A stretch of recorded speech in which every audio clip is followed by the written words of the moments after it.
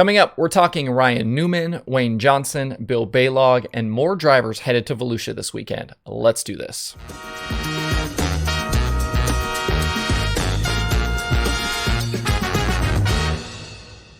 Today is Wednesday, January 19th, 2022. Welcome into Dirt Tracker Daily. I'm Justin Fiedler. Before we get into the show, today's episode is supported by Rotor Ron. If you're into RC, head over to rotorron.com. He's got dyno-tuned RC motors, lots of accessories, and custom dirt late model bodies for your RC car. He's also got wheels and tires for your RC machines, and you can get your own motor dyno tuned if that's something you need. As a bonus for my audience, use code DIRT10 at checkout and get 10% off any order of $50 or more. So pop over to rotorron.com, grab some RC parts, and use code DIRT10 at checkout. Last week at the Chili Bowl, Ryan Newman was in attendance for the third time in his career, driving again for Clausen Marshall Racing. He ended up 13th on his prelim night and ended Saturday 13th in a C-Main. It was a very respectable showing for the veteran driver, and even though it was, I think, lost in the shuffle a little bit, Newman did reveal a little bit of information about his racing future. He's been a full-time NASCAR Cup Series driver for the past 20 years, picking up 18 wins along the way, and probably well more than $100 million in career earnings. But 2021 was probably his last in NASCAR's top division, as his contract with Roush Fenway expired at year's end, and he hasn't been signed elsewhere for this coming season. But a few different pieces came out about Newman from the Chili Bowl, including one for NASCAR.com and another from Racing America's Matt Weaver. And in those interviews, he revealed that we might see him a bunch more on dirt coming up.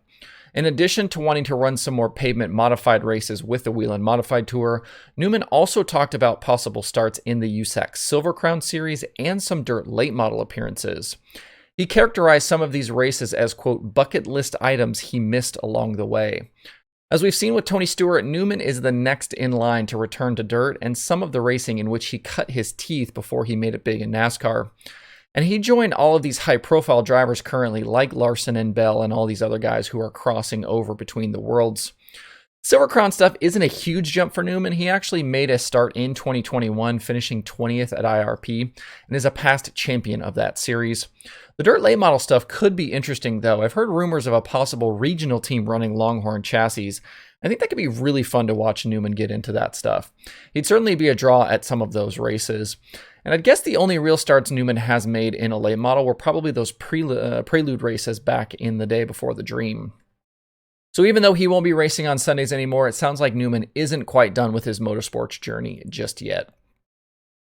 When the World of Outlaws head to Dirt Car Nationals in a few weeks, one driver who won't be part of the Full-Timers Club is Wayne Johnson.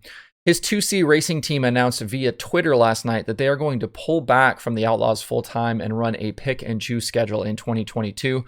That will include some starts with the Outlaws, plus races with the All-Stars at Knoxville weekly and some 360 shows.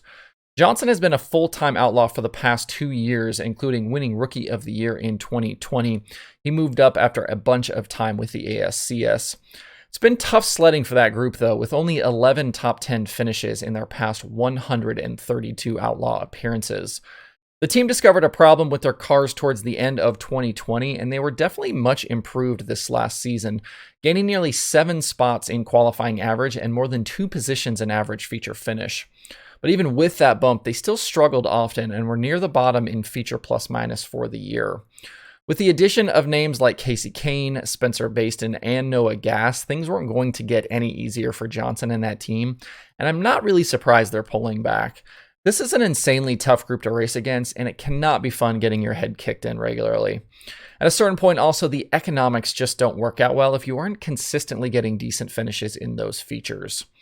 So with the loss of Johnson and Jacob Allen still a bit of a question mark, that should put us at 13 full-timers with the Outlaws. They are Brad Sweet, Donnie Schatz, David Gravel, Carson Macedo, Logan Schuchart, Sheldon Hodenshield, Craig Kinzer, Jason Sides, James McFadden, Brock Zierfoss, Spencer Baston, Kane, and Gass. Along with that group, don't forget that Rico Abreu is also running a sizable Outlaw schedule.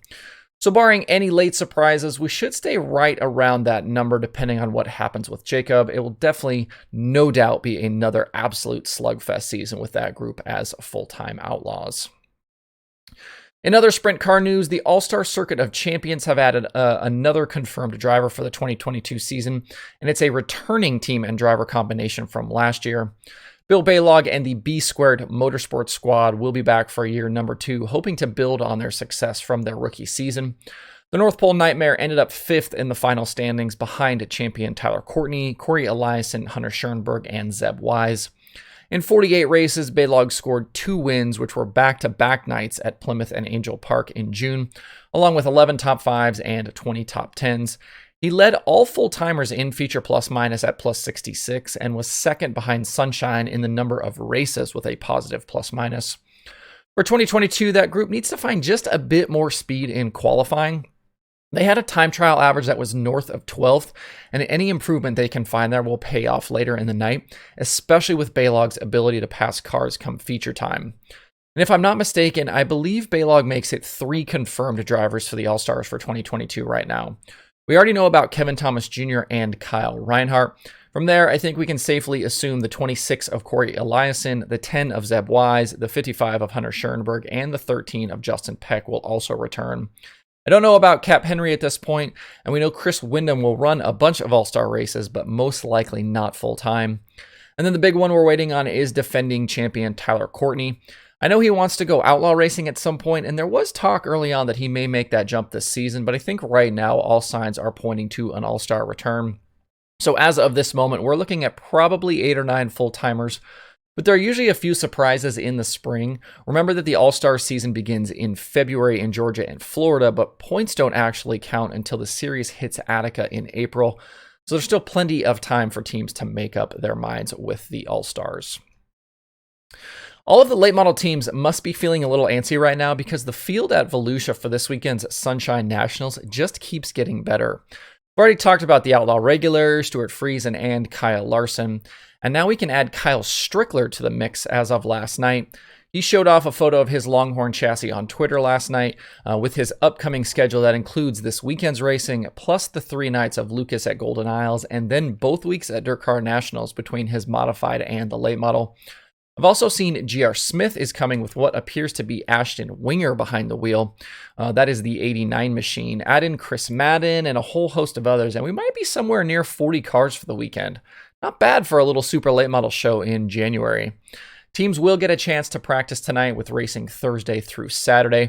We'll dive into a full preview of the Outlaw weekend tomorrow.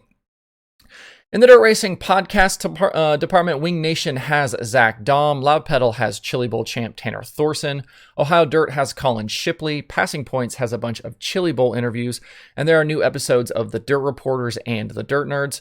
There's also a new episode of Wednesdays with Wayne. To see the full list of shows and episodes, visit dirttracker.com/podcasts. And there are 2 shows on the streaming schedule today. Dirt Vision has the Dirt Car Esports season finale from the Dirt Track at Charlotte, and XR Plus has practice night from the Las Vegas Dirt Nationals. To see the full daily streaming schedule with links to watch, visit dirttracker.com/watch tonight. Side note here, there is no Flow Racing 24/7 on the schedule, and it has disappeared from literally all past and future dates.